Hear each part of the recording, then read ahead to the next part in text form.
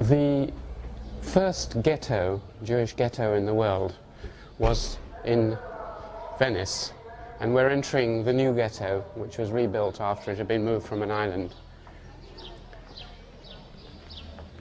It was a tiny little place. These walls are just the boundaries of it, and it played a vital role in the Viennese economy.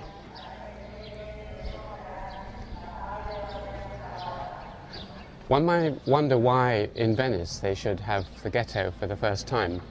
And the reason is that, above all, a commercial empire like Venice needed liquid capital. They needed to borrow and lend, and yet the Catholic Church said this was illegal, and so they used the Jews as a money laundering operation.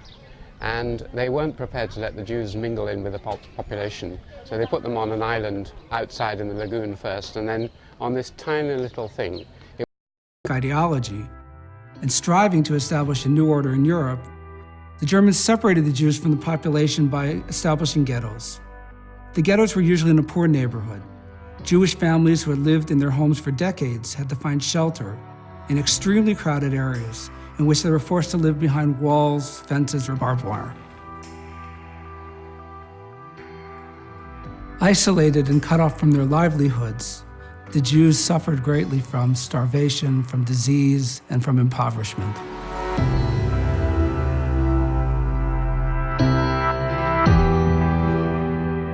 The establishment of ghettos in Eastern Europe was an uneven process that began in the autumn of 1939 and continued well into 1941. It's important to emphasize that the ghettos were established as an interim measure, as the Germans continued to seek a solution to what they defined as the Jewish problem. At no point were the Germans interested in creating some sort of continuity. What we now call ghettos, and the city of Frankfurt was no exception. From 1462 onwards, it confined all the Jews in the city to a single narrow street outside the city walls. That street came to be known as the Judengasse, or the Jewish Alley, and it was made up of numerous tightly packed houses. Back then, the buildings weren't distinguished by numbers, but by signs. One building could be the House of the Ship, for example, while another could be the House of the Golden Stone. The sign on one of those houses was a red shield, or Rathschild in German, and the family living in the house had gone by the same name since at least 1528. Like most Jewish families at the time, the Rothschilds were involved in finance. You see, in medieval Europe, Christianity forbade anyone from lending money with interest, leaving this otherwise profitable business into the hands of the Jews. Well, I like you blacks. I think everyone should own one.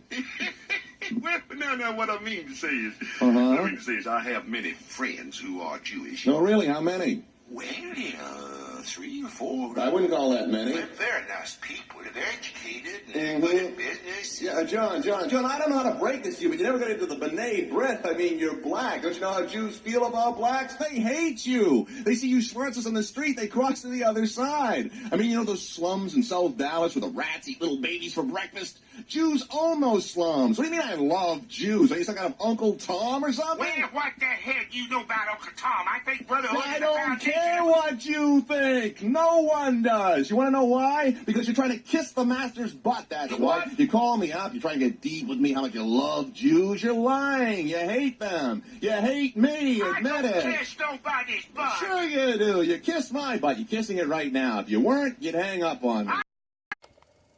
Jews served as messengers, in essence, of black culture.